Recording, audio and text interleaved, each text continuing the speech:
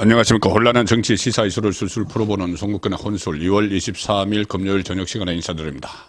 총선 전국에서 오늘도 여러 가지 이슈들이 쏟아졌는데 제가 다 정리를 해드리지 못했기 때문에 일단 가장 중요한 두 가지를 먼저 정리를 드리고 지금 썸네일에 표시해드린 이준석의 마지막 싸움 이 부분을 집중적으로 해석을 해보겠습니다.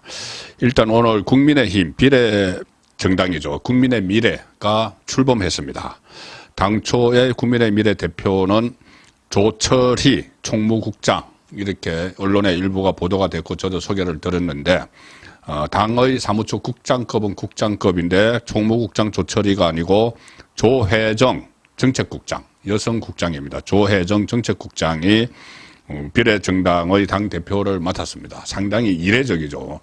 2020년에 미래통합당의 비례정당, 통합당의 비례정당의 대표는, 한성교, 사선 한성교 의원이 맡았었죠. 그래서 한성교 의원이 그때 욕심을 부렸습니다. 그때 한교안 대표, 모당의 한교안 대표가 제시하는 그 영입인재를 다 무시하고 본인이 공천을 해서 나중에 딴 살림을 차리려고 하는 그런 시도가 있어서 반란이 일어났죠. 그래서 나중에 원유철로 대체가 되는 그런 일이 있었기 때문에 그런 문제도 있고 해서 일단 한동훈 비대위원장은 당의 국장, 고참 국장을 위성정당, 비례정당의 당 대표로 맡겼습니다. 그 장악을 완전히 이제 한동훈 비대위원장이 장악을 하는 거죠. 그러면 비례대표도 한동훈 지도부에서 비례대표 후보들도 전부 다 선택을 할 수가 있습니다. 그리고 또 그 한동훈 비대위원장은 출마를 하지 않기 때문에 다른 당 선거운동을 할 수가 있죠. 이 법적으로는 다른 정당이 되는데 이 국민의 미래 선거운동도 본인은 할 수가 있습니다. 이재명은 출마를 하게 되면 다른 당 선거운동을 못하죠. 그러면 이재명은 민주당의 위성정당 선거운동을 하지 못하는데 한동훈은 가능하다. 그래서 어차피 본인이 선거를 운동을 하고 그 위성정당도 다 지휘를 하려면은 비례대표용 정당을 다 지휘를 하려면은 거기서 비중 있는 가령 뭐 사선 의원 2020년처럼 그렇게 할 수는 없는 거죠. 그래서 일단 국민의힘 안의 큰 부서 중에 하나로 이렇게 설치를 했다 이렇게 보시면 됩니다. 그리고 그 부서장을 고창급 국장으로 선임을 했다. 자, 그 내용이 하나 있고 또 하나 중요한 내용은 원래 운동권 출신, 골수 운동권 출신인 하문경 씨가 민주화운동 동지회장이죠. 하문경 씨가 서울 마포에 오늘 전략 공천이 됐습니다. 하문경 씨는 전북 군산 출신인데 지금 군산에서 횟집을 하고 있었죠. 서울대 삼민토 위원장, 미국 무남 증거 사건 주동자, 그래서 86 운동권 대표 인물이었는데 작년에 민주화 운동 동지회를 결성을 하면서 운동권 기득권 정치를 청산하겠다. 자, 운동권 기득권 정치, 운동권 특권 정치 같은 말이죠. 한동훈은 운동권 특권 정치 청산을 외치고 있습니다. 그 하문경 씨는 운동권 기득권 청산 같은 이야기죠. 그래서 정청래가 있는 서대문에 전략 공천을 했습니다. 정청래는 이 운동권 특권을 향유하는 사람이죠. 자, 그런데 거기에 운동권 특권을 포기하겠다는 하문경 씨를 공천을 해서 같은 운동권이지만은 계속 운동권 특권을 누리고 있는 정청래, 운동권 특권을 포기하고 고향 가서 횟집을 하던 하문경 이렇게 대결 구도가 되는 겁니다. 이 지역에는 원래 또 다른 운동권 출신 김경률 회계사를 출마시키려고 했는데 김경률 회계사가 무슨 이유에서인지 그 불출마를 선언해 보려고 나갔죠. 그래서 아마 비대위원은 그대로 하고 있습니다. 그 자리에 다시 정청래 맞춤형으로 하문경을 공천을 했다. 단수 공천. 그래서 하문경과 정청래가 맞대결을 펼치는데 묘하게 정청래가 좀 아직까지 지금 몇 시간 지났는데 아직까지 공식적인 반응이 안 나오고 있습니다. 운동권으로 치면은 민주화 운동권으로 치면은 정청래는 하문경 근처에도 가지 못하죠. 실제로. 그런데 이 삼민투 이 위원장을 했기 때문에 정청래는 뭐 그 다음에 뭐 학원 하다가 뭐 잠깐 그렇게 했죠. 그래서 아마 이게 함원경에 대한 좀 경외감이 있는 것 아닌가 그렇게도 싶은데 아직까지는 반응이 안 나오고 있습니다. 또 뭔가 또 궁리를 해서 이야기를 하겠죠. 자, 오늘 제가 본격적으로 말씀드릴 것은 김종인이 다시 나타났습니다. 김종인 뭐 연세가 80 중반인데 뭐 연세가 문제가 아니고 이 우파 좌파 왔다 갔다 하면서 막 거래를 해가지고 비례대표를 5번 지역구는 한 번 나가서 그때 이해찬에게 옛날에 떨어지고 비례대표만 5번 왔다 갔다 하면서 했던 인물인데 이번에 또 나왔습니다. 또 다시 등장을 했습니다. 정치하고 연을 끊겠다. 그리고 처음에 개혁신당 이준석과 이낙연이 할 때 그때 개혁신당 공관위원장 이야기가 나오니까 기분 나쁘다, 불쾌하다 그런 말 하지 마라 했는데 오늘 이준석이 공관위원장으로 모시게 됐다고 발표를 했습니다. 김종인을 공관위원장으로 다시 등장을 합니다. 자, 공천관리위원장으로 등장을 한다는 거죠. 자, 그 여러 가지 뭐 말들이 나올 수가 있지만 제가 주목하는 것은 이 직제상 보면은 직제상 이준석이 대표죠. 이준석이 대표면은 이준석이 김종인 공관위원장을 임명하는 게 됩니다. 본인의 멘토이고 할아버지 뻘인 이 김종인 공관위원장을 이준석이 임명하게 되는 거죠. 자, 그러면 김종인은 왜 이런 그 모습이 뻔한데 왜 들어왔을까? 서로 꿍꿍이 속에 있을 겁니다. 그리고 이준석은 지금까지 본인과 같이 당을 했던 모든 사람과 다 싸웠죠. 단 한 명도 예외가 없습니다. 자, 청와대 처음에 박근혜 정부 때 박근혜 키조로 들어가서 여의도에서 낭인 생활 비슷하게 하면서 그때 박근혜 정부의 청와대 젊은 참모들과 뭐 티격태격해서 KY 라인 파동이니 막 이런 거 막 일으켰습니다. 그 안에서. 그리고 뭐 과정도 여러 가지가 있지만 다 생략해도 안철수와 같이 당을 하면서 안철수와 거의 이 견원지간이 되는 지금도 계속 안철수에게 그 XX 뭐 막말까지 라디오 그 유튜브 채널에서 하는 그런 행동을 해왔죠. 그리고 또 한 사람 할아버지 같은 손학규 전 대표와도 바른정당 시절에 뭐 막 싸웠습니다. 물러나라 막 그렇게 하면서 손학규 나중에 거의 질릴 정도로 그렇게 대들었죠. 그 다음에 또 윤석열 대통령과 2번이나 가출을 하고 싸우고 윤핵관 이게 자기 이름을 붙여가지고 장제원 뭐 이렇게 거칠게 싸우고 그 도중에 또 정진석 국회부의장 아버지 연배 정진석 국회부의장 그리고 자기와 연배가 비슷한 배현진 최고위원 그때도 막 하여튼 내부에서 다 싸웁니다. 그런 사람인데 일단 김종인과 같은 한 솥밥을 먹게 됐습니다. 근데 김종인도 만만치 않죠. 김종인 항상 어떤 캠프에 어떤 그 정당에 들어갔다가 나올 때는 안 좋게 나옵니다. 문재인과 같이 했을 때도 그렇고 문재인 비대위 했을 때도 그때 본인이 셀프로 뭐 비례대표 6번째 이제 비례대표 하려고 셀프로 앞순위 비례대표를 자기가 공천을 주려고 했다가 또 나중에 또 그게 무산되는 그런 일도 겪었죠. 항상 먹던 우물에 뭐 침뱉기 이렇게 해왔는데 미래통합당 비대위원장 하고 나서도 마찬가지입니다. 막 미래통합당 그 들어가가지고 무슨 뭐 진흙탕이니 막 이렇게 이야기했죠. 자기가 다 먹던 물에 그 침을 뱉고 하는 그런 스타일입니다. 그리고 윤석열 대통령이 만들어지는 과정에서 뭐 총괄선대위원장, 뭐 총괄자 달라고 해가지고 이준석이 그래서 그 억지로 들어갔는데 거의 또 논란을 일으켜다가 그 며칠 만에 그만두고 했죠. 그러니 이준석뿐이 아니고 김종인도 만만치 않습니다. 안에서 들어가서 그 안에서 분탕질을 하는 연배 차이는 엄청나게 많이 나지만 두 사람이 그런 사람이 지금 한 배를 탔죠. 자, 이게 그대로 순항을 할까요? 서로 또 노리는 목적이 다 다릅니다. 자, 뭐냐면은 이 말씀을 먼저 드리죠. 이준석이 오늘 뭐라고 했냐면은 김종인 위원장을 중심으로 훌륭한 인재를 발굴하겠다. 이렇게 이야기합니다. 김종인을 중심으로 훌륭한 인재를 발굴하겠다. 공천관리위원장이니까는 외부에서 사람 들어가서 공천하는 것도 이제 김종인이 하는 거죠. 그러면서 이 정권, 이 이야기를 참 좋아하죠. 이준석은. 김종인 위원장에게 공천의 정권을 부여하겠다. 공천의 정권을 부여하겠다. 이렇게 이야기합니다.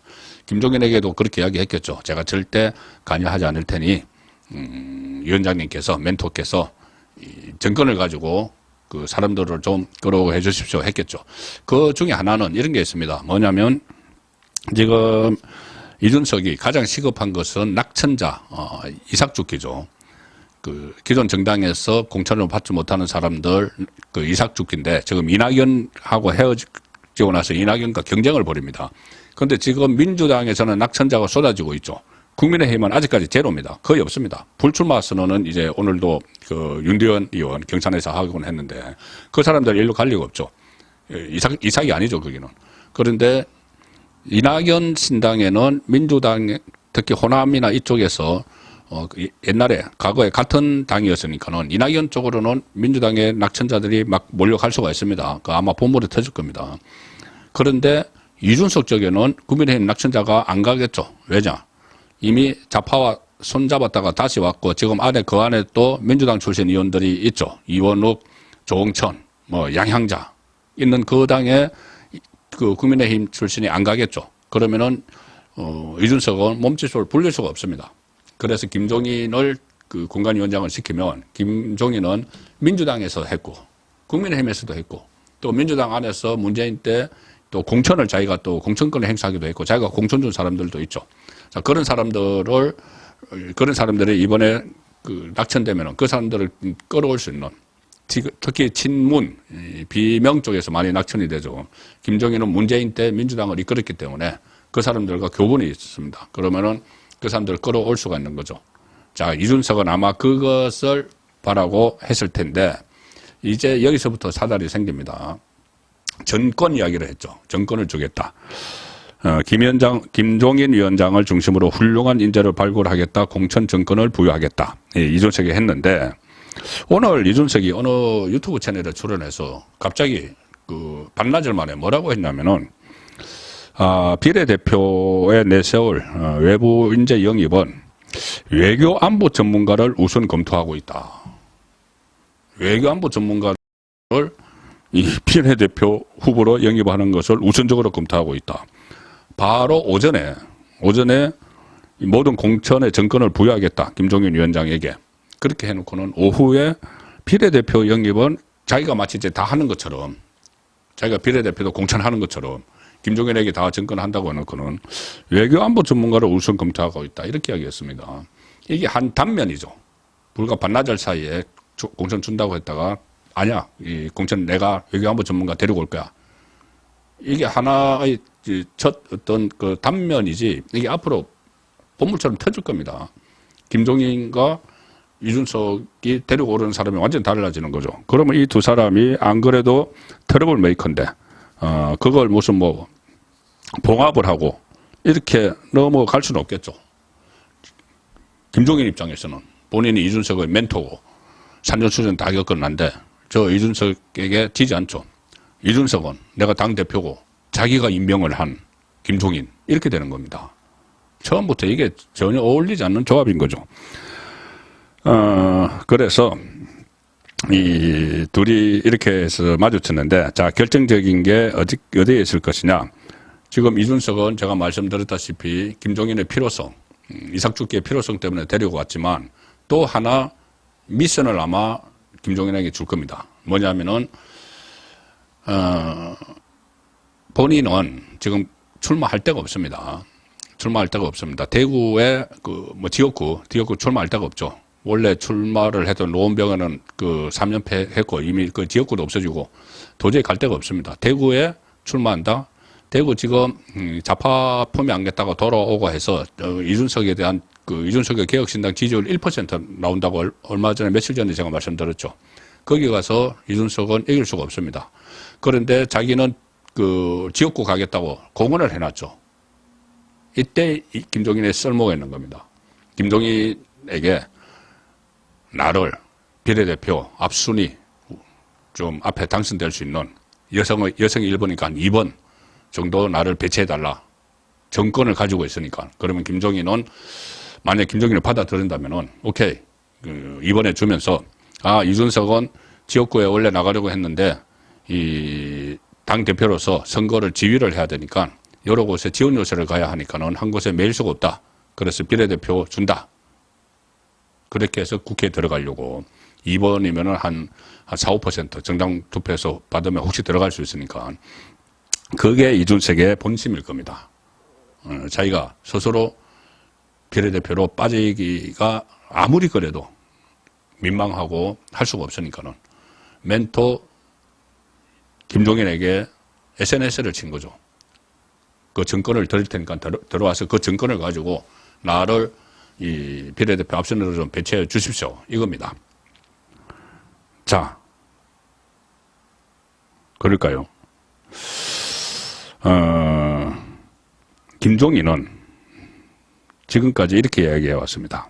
김종인은 이준석에게 방송이나 이런 데서 이준석 대표는 자기 고향으로 가서 출마해야 된다. 이준석이 갑자기 자기 뭐 선대가 고향이 뭐 경북 칠곡인가 거기고 뭐 아버지가 대구에서 경북고 나왔고 뭐 이런 이야기를 했습니다. 그러니까는 대구 경북 쪽에 가서 출마해라. 이 이야기를 계속 해왔습니다. 김종인은. 거기 가서 사실 경북 대구라는 곳이 노태우 대통령 이후에 자기네들을 대변할 수 있는 지도자가 안 나왔다고 탄식을 하는 데다. 그러니까 경북 대구에 가서 앞으로 미래를 약속할 수 있는 지도자감이라고 하는 그런 인식을 딱 받으면은 내가 보기에 나중에 대통령도 될 수 있다. 지금 국회의원도 당선될 수 있다. 김종인은 그렇게 이야기하죠. 비례가 아니고 가라고. 지역으로 가라고. 대구로 가라고. 근데 이제 이준석 입장에서는 대구 가면은 국회의원 안 되죠. 지지율 1% 나오는 그 동네 다른 곳보다 훨씬 낫습니다. 좌파 쪽에 품에 안겼다가 왔고 지금도 좌파와 같이 하고 있기 때문에. 자, 그러면 김종인이 지금까지 자기가 대구 가라 해놓고 이준석이 저 비례대표 앞순위 주세요 한다고 그렇게 할 수 있을까요? 안 하겠죠. 오히려 제가 조금 전에 말씀드렸다시피 문재인과 같이 하면서 본인을 비례대표 앞순위로 배치를 했다가 논란이 일어나니까 철회를 했습니다. 이번에도 아마 본인이 지금 어떻게 보면 아무 희망도 없는 이 당에 들어가는 이유가 지금까지는 1당 아니면 2당에 들어갔죠. 이게 들어가는 이유가 아무 희망도 없는 당에 들어가는 이유가 본인이 마지막으로 6번째 비례대표 욕심이 있는 것 아닌가. 그러면은 2번 자리를 자기가 들어가려고 할 수가 있죠. 이게 설마 그러냐 하지만은 우파 좌파를 드나들면서 5번 비례대표를 한 사람입니다. 김종인은. 그래서 충분히 6번째를 하려고 할지도 모르는 일이죠. 그렇게 되면은 두 사람은 싸울 수밖에 없죠. 비례대표 앞순위를 놓고 또 다른 또 비례대표나 조금 전에 말씀드린 대로 정권을 준다고 해놓고 외교 안보 전문가를 우선 검토하고 있다. 김종인은 자기가 갈 생각도 하고 있을지 모르는데. 자, 그렇기 때문에 지금 이준석이 지금까지 안에서 다 싸웠고, 가장 최근에 이낙연하고도 싸웠죠. 제가 조금 전에 이낙연도 빼먹은 것 같은데, 이낙연하고도 싸워서 뭐 11월 만에 헤어졌죠. 그래서, 마지막 싸움이, 이준석의 마지막 대판 싸움이 그 상대가 자신의 멘토 할아버지인 김종인이 될 수가 있다. 그 싸움의 내용은 이준석은 정권을 내가 들였으니 그 정권을 가지고 나를 비례대표 앞순위로 배치해달라. 요구가 있을 수 있고, 김종인은 무슨 소리? 그냥 대구 가서 출마해. 떨어지든지 말든지. 앞순위는 내가 할 거야. 이것은 좀 불확실합니다. 앞순위는 내가 할 거야. 정말 뛰어들지는. 근데 어쨌든, 비례대표 앞순위를 이준석을 주는 문제. 그리고 다른 비례대표 사람들을 영입을 하거나 아니면 좀 혹시라도 당선 가능한 곳에 뭐 배치를 하는 뭐 그런 것이 없습니다. 없는데 어쨌든 자기들끼리 그렇게 해서 티격태격 할 수가 있죠. 그리고 한 말씀 더 드리면은 김종인은 과거부터 본인에 대한 예우를 굉장히 따집니다. 그런데 지금까지는 민주당 계열, 국민의힘 계열, 거대 정당에 갔으니까 본인에 대한 예우가 가능했죠. 가령 사무실 공간부터 시작해서 여러 가지 있습니다. 어떤 그 수행 비서들 이런 것도 있고. 그런데 여기는 거의 천막이죠. 천막에서는 김종인이 해본 적이 없습니다. 그 안에서 견딜 수 있을지 그런 부분도 지켜봐야 됩니다. 그래서 김종인과 이준석이 멘티 관계도 이번을 계기로 끊어질 수 있다. 그런 예상을 해봅니다. 송국근의 혼술이었습니다.